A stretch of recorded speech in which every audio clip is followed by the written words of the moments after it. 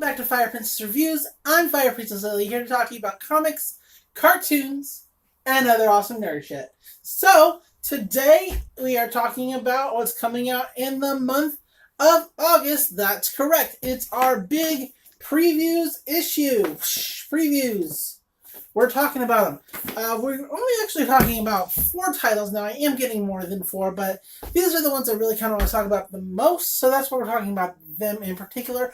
As always, I never suggest anything that I'm not personally getting myself, so there you have it. I hope you enjoy it. I hope you enjoy everything on this list. I really think you're going to like it. Or at least I'm really going to like it, so it's a matter of opinion, and hopefully it's a good one. So here we go. Let's get into it. So 4 titles, and I kind of want to say there's no particular order, but there is a slight order. And, well, that's just how it is. They're all really good, so I don't want you to think, oh, well, if she ranked it that low in her top 4, that must not be that great. But no, get it anyway. It's going to be good.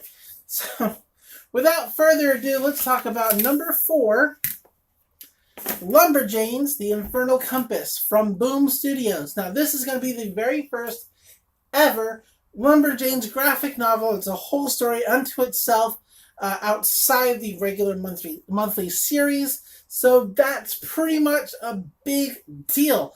It's amazing that the Lumberjanes is so incredibly popular. They recently just did, issue 50, and that was good. I really enjoyed it. I love the Lumberjanes, so there you have it. Also, it's going to have a different writer and artist than it normally would, which is also kind of interesting too. I'm interested to see how they handle the characters and what they add to the world. If or not this will be considered part of the canon. It is outside the regular series, so don't know. The writer is Leah Sturgis, and the artist is Poulter Inc., which I believe, obviously, is some kind of a pin handle name sort of thing. So, the Lumberjanes are the main troop, our troop, gets separated from everybody else, as they do, due to a kind of faulty compass. That's maybe what the title's about. It's the Infernal Compass.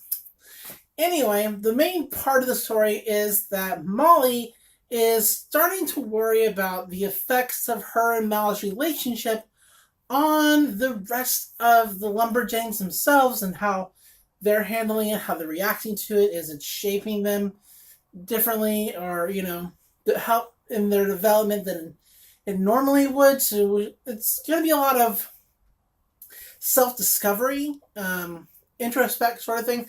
But if you're wondering where the adventure is it all about that? No. The adventure comes in from a mysterious woman with robot butlers searching for the very compass that our girls have. So that'll be interesting there. There's, as always, Lumberjanes does have a hint of adventure and conflict, but things are probably going to be resolved fairly peacefully, so, don't worry too much about what's going to happen, or do worry. I don't know. Like I said, it's happening outside of the regular series, so who knows what could happen now with somebody else in charge. Number 3 from Image Studios is Crowded, from story writer Christopher Sebela and 2 artists, Rockstein and Ted Brandt. Now, with this, it's a dystopian comic. There's a lot of those that come out of Image, but I really do like the way that this world is sort of set up, or at least from the descriptor that were given in the comics, or in the previous book. So, in the future, it's not so dystopian in that technology is gone and dead and it's a wasteland. It's dystopian more like in a Big Brother sort of sense. In the future, we will basically rely on job sharing, crowdsourcing, crowdfunded sort of apps and websites and stuff. And our main character, Charlie, is found herself a target of one of these crowdfunding websites called Reaper. Basically, it's an assassination page where you can put a hit on somebody and crowdfund the money to hire the hit person, right? So train, right? Can you hear me? I don't even know because the train's so loud. So let's talk about it again. So rewind. It's about a future where we use apps and job share and crowdsourcing and crowdfunding to basically keep society going. One such program or one such app, one such site is called Reaper. Basically, you put a hit out on somebody with a goal in mind, and it gets crowdfunded, and then bam, hit accepted, somebody goes and kills somebody. So Charlie is our main character, and she is the target of one such hit. $1 million contract has been crowdfunded on her. She doesn't know who or why this is happening, but she hires a bodyguard with a really, really low rank, probably because she doesn't have a lot of money, on a app called Protector, and that person's name is Vita. Vita is apparently, as mentioned, a super low ranked Protector bodyguard from this app, but we'll see how it goes because they're going to have to survive together for the next 30 days trying to figure out who put the hit out on Charlie or die trying. Basically, the way it works is if they can survive all 30 days, then the hit's called off to begin with.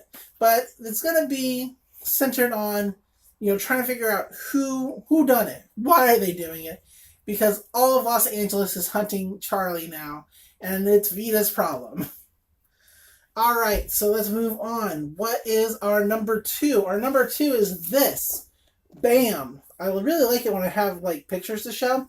But that is Neil Gaiman's Sandman universe. Now, if you know anything about comics at all, you know that Neil Gaiman is a big, heavy hitter in the comics world. He does really cool and intricate stories, and one of his more famous ones is Sandman. He took a character and really changed what it was about, and it's really cool, the world of dreams and the underworld and all these different characters that come to life, and it's sort of fantasy and sort of horror, and it's really cool and really great. Now, this particular one is by Neil Gaiman, but it also has a lot of writers and a lot of artists and a lot of different stories that are going to be coming out of this. So this is just one starting book in a sea of hopefully many. It's going to be a whole series, so I can't wait to read it. I can't wait to get a new issue every month and go into this world that, I haven't visited in a while and I really should get back into. Because it's just, I'm so excited for it. It's can you even imagine, going in? Oh, it's so good. I'm so excited. So yeah, that's number 2. It's from DC. I know I don't normally talk about, stuff from the big 2, because I like to keep it to the smaller publishers. But this month, I actually got, my excitement was just too overwhelming for the top 2 things to not have them on the list. So, there's a good manga I could have talked about. There's some other series that I'm getting that I could have talked about. But these are the ones that I'm just much more excited for. So what's number 1? Well, I don't have really an image or so to show you. What I'm super excited for is coming out in... Sorry, see if I can pull up anything really quick. It's coming out in August from Marvel, and it's just it's everything I've ever wanted. It's everything I've ever wanted in a superhero team. Oh my goodness, you think I just... Here it is. So our number 1 from Marvel is West Coast Avengers. Look at that. Look at that team. As you can see, it's going to be by Kelly Thompson and Stefano Casillo, or Cassie.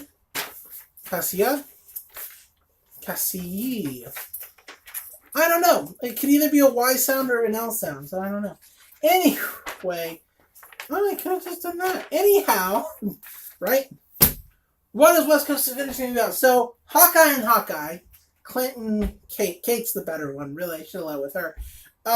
Basically, they're in LA on the West Coast, and they don't know more or less what to do with themselves. Katie's private eye stuff, I guess, isn't going particularly great, so they decide, why don't we make a superhero team? Which is great, right? Sorry.